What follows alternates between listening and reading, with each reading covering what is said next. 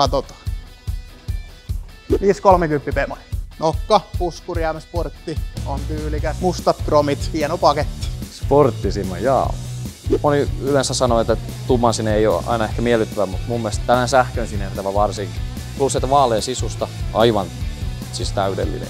Sporttisin auto. Onkohan meillä enää sporttisia autoja kuinka paljon täällä? No varmaan menee sitten tähän kuulemme 530 M-sportti Bemari. Jarrusatulat on vähän laitettu eri väriseksi ja puskuri ja helmat niin tuota laitettu vähän sporttisemmaksi. Sisusta nyt puhuu puolestaan, että tummaan puhuva ja mukavat sporttijakkarat niin täyssähköpenkeinä. Sporttisin auto. Bemareista tykkään kyllä itse sen verran, että kyllä tää niinku M-sportti Bemari on aina kyllä sporttinen, että jos joku pitäisi tästä heittää, niin kyllä ehkä mä tän ottaisin. Kyllä tässä on sellaista sporttista räyhäkkyyttä kuitenkin. No, meillä taisi täällä olla jotenkin kivaa. Farmarit ja katumaasturit on vähän heikosti sporttisia, mutta mennään tällä Bemarilla, M-sporttipaketilla. Jos otetaan farmarin muotoilu pois huomioista, niin Bemarit on aina sporttisella ilmeellä. Joo, no jatkeeksi.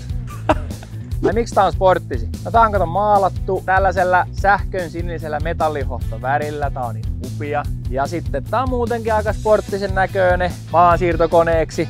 Isot renkaat. Ne on aika massiiviset ja miehekkäät. Mutta tää on mun mielestä meidän sporttisin kone. Ja itse asiassa tää on koko historian sporttisin kone, mitä mä oon ikinä nähnyt maansiirtokoneita. Kyllä tällä joku Kimi Räikkönenkin voisi painaa. Tää on sen verran kova peli.